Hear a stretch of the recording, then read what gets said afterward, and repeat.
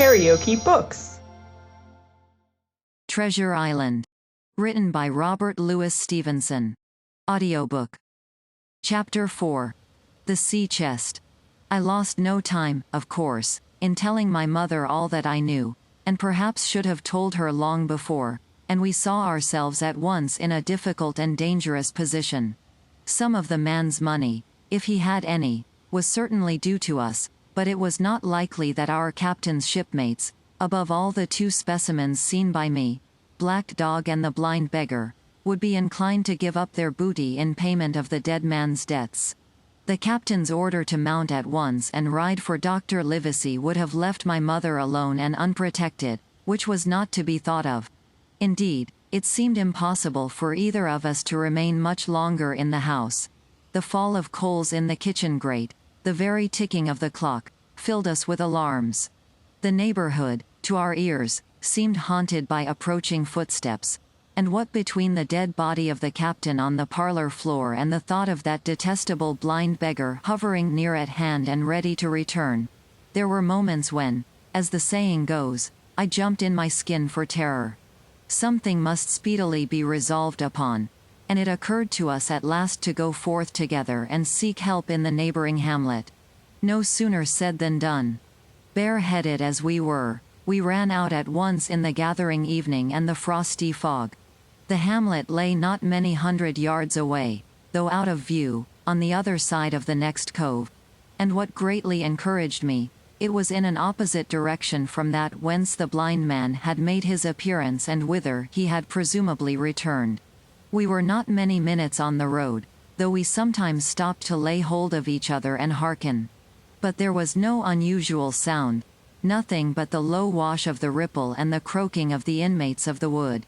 It was already candle light when we reached the hamlet, and I shall never forget how much I was cheered to see the yellow shine in doors and windows. But that, as it proved, was the best of the help we were likely to get in that quarter. For, you would have thought men would have been ashamed of themselves. No soul would consent to return with us to the Admiral Benbow. The more we told of our troubles, the more, man, woman, and child, they clung to the shelter of their houses. The name of Captain Flint, though it was strange to me, was well enough known to some there and carried a great weight of terror. Some of the men who had been to field work on the far side of the Admiral Benbow remembered, besides, to have seen several strangers on the road, and taking them to be smugglers, to have bolted away, and one at least had seen a little lugger in what we called Kit's Hole. For that matter, anyone who was a comrade of the captain's was enough to frighten them to death. And the short and the long of the matter was, that while we could get several who were willing enough to ride to Dr. Livesey's, which lay in another direction, not one would help us to defend the inn. They say cowardice is infectious, but then argument is, on the other hand, a great emboldener. And so when each had said his say, my mother made them a speech. She would not, she declared, lose money that belonged to her fatherless boy. If none of the rest of you dare, she said, Jim and I dare. Back we will go, the way we came, and small thanks to you big, hulking, chicken-hearted men. We'll have that chest open, if we die for it. And I'll thank you for that bag, Mrs. Crossley, to bring back our lawful money in.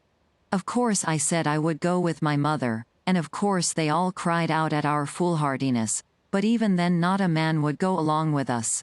All they would do was to give me a loaded pistol lest we were attacked, and to promise to have horses ready saddled in case we were pursued on our return, while one lad was to ride forward to the doctor's in search of armed assistance. My heart was beating finely when we two set forth in the cold night upon this dangerous venture. A full moon was beginning to rise and peered redly through the upper edges of the fog, and this increased our haste, for it was plain, before we came forth again, that all would be as bright as day, and our departure exposed to the eyes of any watchers. We slipped along the hedges, noiseless and swift, nor did we see or hear anything to increase our terrors, till, to our relief, the door of the Admiral Benbow had closed behind us. I slipped the bolt at once, and we stood and panted for a moment in the dark, alone in the house with the dead captain's body. Then my mother got a candle in the bar, and holding each other's hands, we advanced into the parlor. He lay as we had left him, on his back, with his eyes open and one arm stretched out. "Draw down the blind, Jim," whispered my mother. "They might come and watch outside." "And now," said she when I had done so, "we have to get the key off that. And who's to touch it, I should like to know?" And she gave a kind of sob as she said the words. I went down on my knees at once. On the floor close to his hand there was a little round of paper, blackened on the one side. I could not doubt that this was the black spot, and taking it up, I found written on the other side, in a very good, clear hand, this short message: "You have till 10 tonight." "He had till 10, mother," said I, and just as I said it, our old clock began striking. This sudden noise startled us shockingly, but the news was good, for it was only 6. "Now, Jim," she said, "that key." I felt in his pockets, one after another. A few small coins, a thimble, and some thread and big needles, a piece of pigtail tobacco bitten away at the end, his gully with the crooked handle, a pocket compass, and a tinder box were all that they contained, and I began to despair. "Perhaps it's round his neck," suggested my mother. Overcoming a strong repugnance, I tore open his shirt at the neck, and there, sure enough, hanging to a bit of tarry string, which I cut with his own gully, we found the key. At this triumph we were filled with hope and hurried upstairs without delay to the little room where he had slept so long and where his box had stood since the day of his arrival. It was like any other seaman's chest on the outside, the initial B burned on the top of it with a hot iron, and the corners somewhat smashed and broken as by long, rough usage. "Give me the key," said my mother, and though the lock was very stiff, she had turned it and thrown back the lid in a twinkling. A strong smell of tobacco and tar rose from the interior, but nothing was to be seen on the top except a suit of very good clothes, carefully brushed and folded. They had never been worn, my mother said. Under that, the miscellany began: a quadrant, a tin cannikin, several sticks of tobacco, 2 brace of very handsome pistols, a piece of bar silver, an old Spanish watch and some other trinkets of little value and mostly of foreign make, a pair of compasses mounted with brass, and 5 or 6 curious West Indian shells. I have often wondered since why he should have carried about these shells with him in his wandering, guilty, and hunted life. In the meantime, we had found nothing of any value but the silver and the trinkets, and neither of these were in our way. Underneath there was an old boat cloak, whitened with sea salt on many a harbor bar. My mother pulled it up with impatience, and there lay before us, the last things in the chest, a bundle tied up in oilcloth, and looking like papers, and a canvas bag that gave forth, at a touch, the jingle of gold. "I'll show these rogues that I'm an honest woman," said my mother. "I'll have my dues, and not a farthing over. Hold Mrs. Crossley's bag," and she began to count over the amount of the captain's score from the sailor's bag into the one that I was holding. It was a long, difficult business, for the coins were of all countries and sizes, doubloons, and Louis d'ors, and guineas, and pieces of 8, and I know not what besides, all shaken together at random. The guineas, too, were about the scarcest, and it was with these only that my mother knew how to make her count.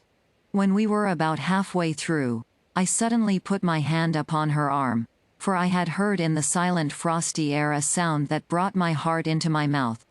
The tap-tapping of the blind man's stick upon the frozen road. It drew nearer and nearer, while we sat holding our breath. Then it struck sharp on the inn door, and then we could hear the handle being turned and the bolt rattling as the wretched being tried to enter. And then there was a long time of silence both within and without. At last the tapping recommenced, and, to our indescribable joy and gratitude, died slowly away again until it ceased to be heard. "Mother," said I, "take the whole and let's be going," for I was sure the bolted door must have seemed suspicious and would bring the whole hornet's nest about our ears. Though how thankful I was that I had bolted it, none could tell who had never met that terrible blind man. But my mother, frightened as she was, would not consent to take a fraction more than was due to her and was obstinately unwilling to be content with less. It was not yet 7, she said, by a long way. She knew her rights and she would have them. And she was still arguing with me when a little low whistle sounded a good way off upon the hill. That was enough, and more than enough, for both of us. "I'll take what I have," she said, jumping to her feet. "And I'll take this to square the count," said I, picking up the oilskin packet. Next moment we were both groping downstairs, leaving the candle by the empty chest. And the next we had opened the door and were in full retreat. We had not started a moment too soon. The fog was rapidly dispersing. Already the moon shone quite clear on the high ground on either side, and it was only in the exact bottom of the dell and round the tavern door that a thin veil still hung unbroken to conceal the first steps of our escape. Far less than halfway to the hamlet, very little beyond the bottom of the hill, we must come forth into the moonlight. Nor was this all, for the sound of several footsteps running came already to our ears, and as we looked back in their direction, a light tossing to and fro and still rapidly advancing showed that one of the newcomers carried a lantern. "My dear," said my mother suddenly, "take the money and run on. I am going to faint." This was certainly the end for both of us, I thought. How I cursed the cowardice of the neighbors. How I blamed my poor mother for her honesty and her greed, for her past foolhardiness and present weakness. We were just at the little bridge, by good fortune, and I helped her, tottering as she was, to the edge of the bank, where, sure enough, she gave a sigh and fell on my shoulder.